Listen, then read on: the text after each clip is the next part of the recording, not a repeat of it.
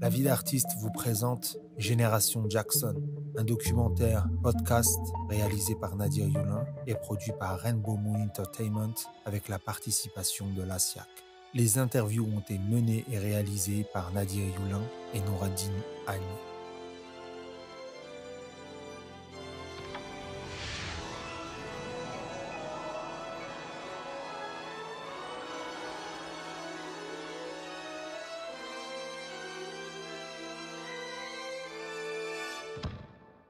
Je me souviens le voir à la télévision, donc petit avec ses frères. Hélène Fossiard, des Et Nubians. je me disais, waouh, déjà une famille et des frères ensemble qui jouent ensemble, je trouvais ça génial.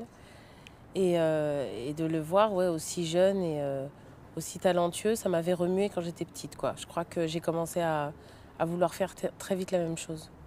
Mais nous, de toute façon, quand on était petits... Célia Fossard, des Nubians. Enfants de famille, frères, sœurs, cousins, etc.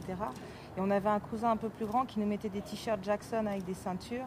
Et on faisait des petites chorés et tout ça. Il a permis à toutes les générations qui arrivaient d'aimer la danse. Marie-Claude Pietragala. Je dirais de se confronter à l'art du mouvement d'une autre façon que peut-être une génération habituée à soit à la danse classique, soit à la danse contemporaine. Mais tout d'un coup, il y avait une énergie et en même temps une grande élégance. C'est-à-dire que moi, j'ai toujours comparé Jackson à Fred Astaire. C'est-à-dire à ce personnage, je dirais, d'une grande élégance, d'une aisance, d'une facilité dans le mouvement, bien que le mouvement soit très complexe et que ce soit excessivement précis. Et puis, surtout, une énergie, un rapport avec les accélérations du mouvement, les respirations, les mouvements très arrêtés et la résonance du mouvement arrêté dans l'espace.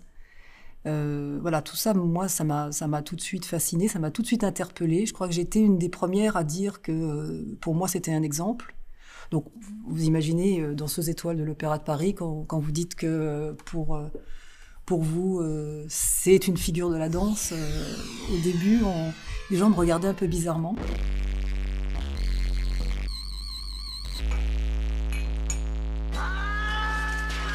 J'étais sur une autre chaîne, tout d'un coup je passe sur cette chaîne, Éric je Métayer. vois un clip avec une entrée d'usine et des gars qui rentrent.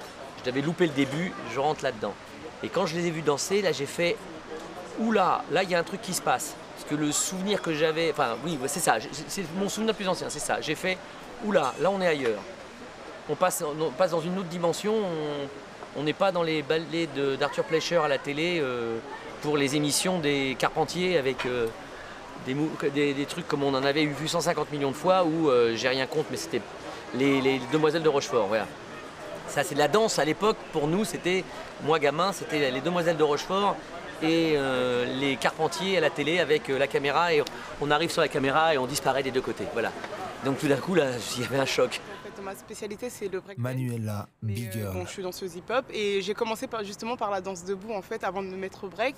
Et bon, c'est vrai que, ouais, bien sûr qu'au début, même maintenant, mais bon, il m'inspirait beaucoup parce que quand on regardait, il y a toujours les chorés typiques de chaque clip ou chaque pas de, ouais, il y a un pas à chaque fois spécifique pour chaque chanson ou chaque clip.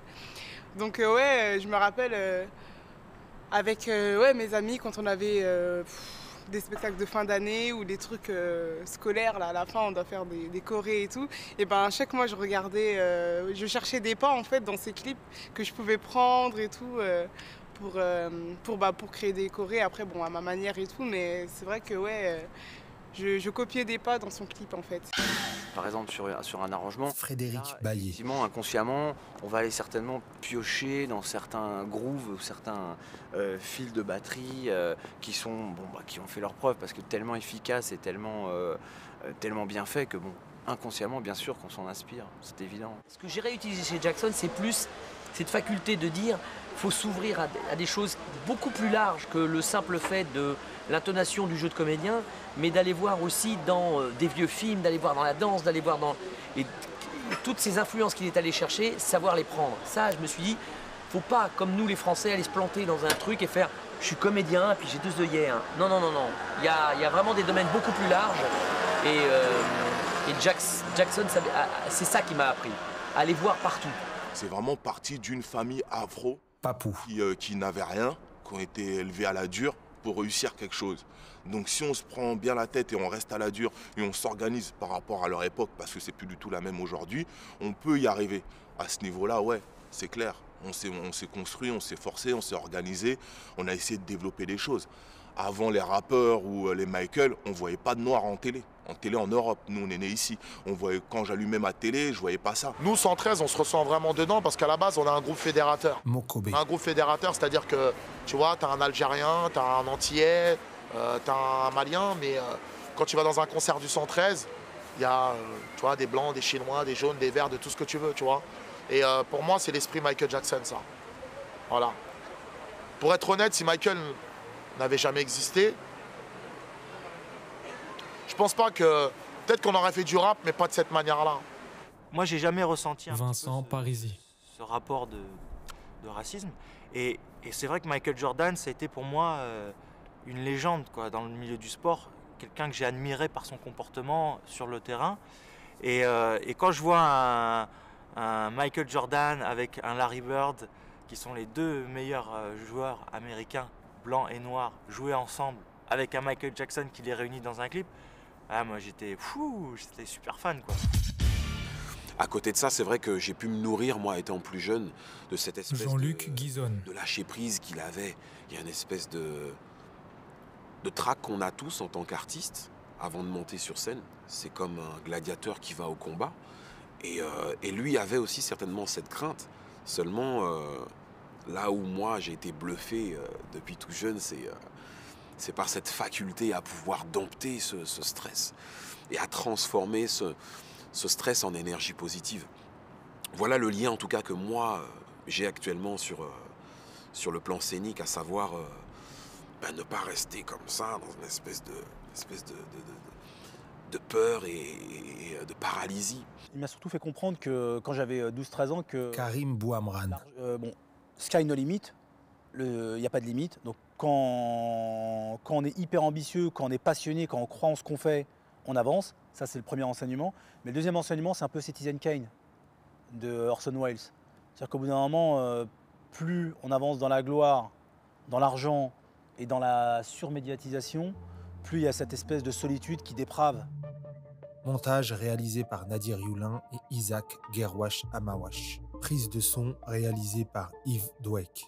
Beatbox interprété par Louis V.